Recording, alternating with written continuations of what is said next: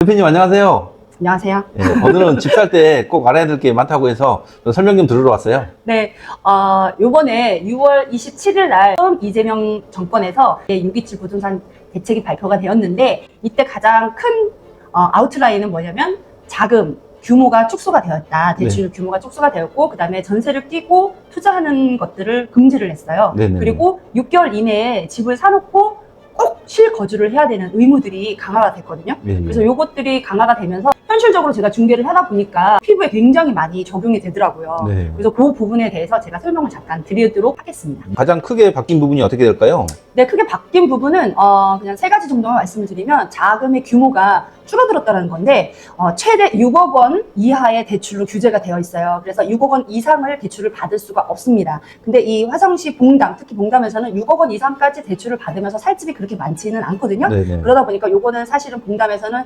조금 적용해서 많이 자유롭다라는 생각이 들고, 네. 그 다음에 두 번째는 실거주 의무가 있습니다. 그래서 네네. 사셨죠. 그러면은 내가 뭐 저 집에도 주소가 있고 이 집에도 주소가 있어서 일단 사놓고 나중에 주소 이전을 해야 된다. 이런 게 전면 금지입니다. 그래서 6개월 이내에 주소를 꼭 이전을 하셔야 되고, 네. 예, 그리고 또 하나는 전세를 끼고 투자를 하는 경우가 있어요. 네. 여기에도 금매물, 이렇게 네이버 매물에 보면 금매물, 전세 끼고 매매라는 그런 매물들이 있는데, 전세 자금을 잔금으로 대체를 해서 그 금매물을 사놓고 잔금으로 대체해서 등기를 가져오는 그런 투자가 전면적으로 금지가 됩니다.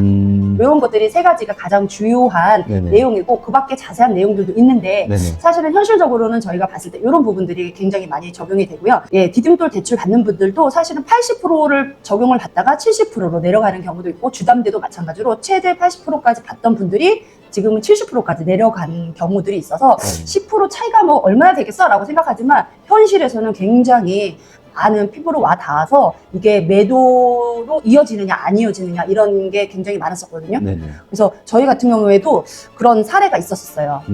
어떤 사례였냐면은 신혼부부였는데, 네. 저희가 집을 보여준 게 6월 27일 날 이 대책이 발표가 됐잖아요. 네, 그렇죠. 네, 이런 대책은 전부터 뭐 이렇게 미리 뭐 예고가 없습니다. 이런 네. 대책은 그날 바로 즉시 시행입니다. 네네. 그래야 투기도 막을 수도 있고, 또 따로 이렇게 뭐 불법으로 이렇게 하는 경우들도 있을 수도 있잖아요. 네, 그런 그렇죠. 걸 막기 위해서 이런 정책을 발표할 때는 당일 즉시 발효를 하게 되는데, 저희가 6월 25일 날 집을 보고 네. 저희가 좀 생각을 하고 계약을 하겠다. 이분은 이제 디딤돌 대출로 해서 80%를 받아야 되는 신혼부부였는데, 네네. 그래서 자금 계획을 다 세웠는데 6월 27일 날 딱 이게 발표가 난 거예요. 그래서 80%로 줄어드니까 네. 예, 잔금이 이제 없어지겠죠. 네네. 그래서 저희가 어떻게 했냐, 6월 27일 날 계약서를 작성을 하고 네. 계약금을 빨리 넣어라 네. 라고 해서 진짜 간발의 차이로 계약이 이루어진 경우가 정말 있어요. 그러니까 현실에도 이 정책이 굉장히 피부로 와닿고 적용이 된다. 네네네. 예, 그러다 보니까 사실 627 대책이 있고 나서 부동산 시장이 잠잠해진 거는 사실입니다.